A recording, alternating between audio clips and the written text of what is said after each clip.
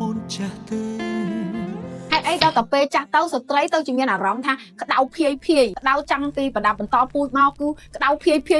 មានអារម្មណ៍ថាមានចំហាយចេញមកពីខាងក្នុងហ្មងជជែកមួយគ្រូពេទ្យថ្ងៃនេះអញ្ចឹងចង់បកស្រាយទៅវិញថាស្ត្រីយើងកាលណានៅក្នុងវ័យអាយុ40ឆ្នាំឬក៏វ័យត្រៀមអស់រដូវដែលគេហៅថា pre menopause menopause និង post menopause អាការៈដែលកើតឡើងចំពោះស្ត្រីហ្នឹងដូចជាការក្តៅភាយតាំងពីចុងជើងដល់ចុងសក់ក្តៅខុសប្រក្រតីតែម្ដងហើយដែលក្តៅខ្លាំងហ្នឹងគឺនៅតំបន់ប្រដាប់បន្តពូជដែលធ្វើឲ្យមានអារម្មណ៍ថាក្តៅហើយស្ងួតក្តៅងុំនៅហ្នឹងហ្មងណាហើយចំណុចផ្សេងទៀតនោះគឺតាក់ទងជាមួយនឹងសុខភាពផ្លូវចិត្តកាលណាក្នុងវ័យ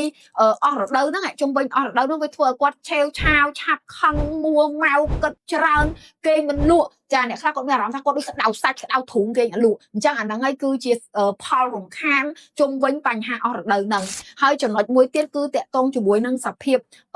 កំហាប់ឆ្អឹងអញ្ចឹងកាលណាដល់វ័យហ្នឹងគឺឆ្អឹងគាត់មានសភាពស្ពោតចាដែលធ្វើឲ្យគាត់នឹងមានអារម្មណ៍ថាអាសាចុករួយឆ្អឹងឆ្អែងអីចឹងឈឺឆ្អឹងឈឺអីអញ្ចឹងចំណុចទាំងអស់នេះកុំឆ្ងល់ទៀតជជែកជាមួយពេទ្យថ្ងៃនេះបកស្រាយជូនទៅហើយថាឲ្យទៅដល់វ័យហ្នឹងគឺវាចុះនៅអរម៉ូនស្ត្រីអឺស្ត្រូសែនកាលណាអរម៉ូននឹងចុះខ្លាំងវាឆ្លើយតបមួយលទ្ធផលមកបែបហ្នឹងដែរជាដំណោះស្រាយអត់ពិបាកទេព្រោះតែអាហ្នឹងជារឿងធម្មជាតិទី1គឺសម័យខ្លួនឯងនឹងយល់ថាសញ្ញាបែបហ្នឹងគឺគេកើតឡើងគ្រប់គ្នាទេចាវាតែងតែមានប៉ុន្តែវាអាចនឹងបាត់ទៅវិញដោយឯងនិងមួយទៀតបាត់ទៅវិញដោយសារតែយើងចេះគ្រប់គ្រងឬគ្រប់គ្រងអារម្មណ៍គេងឲ្យបានច្រើនញ៉ាំទឹកឲ្យបានច្រើនគេងឲ្យបានគ្រប់គ្រាន់ហើយនឹងការផ្គត់ផ្គង់ដោយវីតាមីនផ្សេងដែលធ្វើឲ្យគេថាកម្រិតអរម៉ូនរបស់យើងនឹងកុំវាធ្លាក់ចុះខ្លាំងពេកក៏វាអាចបំបត្តិអាការៈក្តៅភាយដែរបានដែរមួយទៀតបើសិនជានៅប្រដាប់តពូយើងស្ងួតខ្លាំងពេករហូតដល់កាហាយផ្សាឈឺ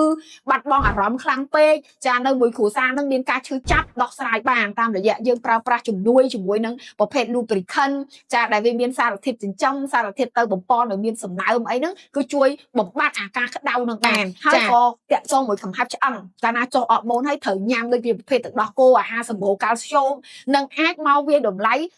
ឆ្អឹងកំហាប់ឆ្អឹងបានថាឆ្អឹងខ្លួនឯងនឹងនៅក្នុងកម្រិតប៉ុណ្ណាវាពុកឬក៏វាស្ពោតឬក៏វាបែកណាអញ្ចឹងណាល្អហើយមែនទែនគឺគ្រួសារទាំងស្វាមីក៏ដោយចាជាតាយាយពេលដែលយើងចាស់ទៅត្រូវយល់ចិត្តគ្នាមែនតើថាហ្នឹងគឺជាអាការៈនៃស្ត្រីអស់រដូវត្រូវមើលថែគ្នាចាកុំប្រកាន់គាត់ខ្លាំងពេកជួយលើកទឹកចិត្តបន្ថែមចាផ្ដល់ក្តីស្រឡាញ់ចាឲ្យបានច្រើនហើយជាពិសេសគឺគ្រួសារផ្សេងទៀតដូចជាកូនដូចជាអីហ្នឹងត្រូវយល់ថាអ្នកម៉ាក់នៅក្នុងវ័យហ្នឹងគឺគាត់ផ្លាស់ប្ដូរអរម៉ូនខ្លាំងអញ្ចឹងគាត់នឹងមានអត្តពលពីអរម៉ូនដែលធ្វើឲ្យគាត់ពិបាកគេងក្តៅកាហាយស្ងួតឬក៏អារម្មណ៍គាត់ផ្លាស់ប្ដូរញឹកញាប់ចានេះគឺជាការជជែកជាមួយពេទ្យដែលមានខ្ញុំអ្នកគ្រូសៃពៅចឹងមានសំណួរអីកុំភ្លេចលើកឡើងមកខ្ញុំអាចបកស្រាយជូនជជែកគ្នាបានចាសូមអរគុណ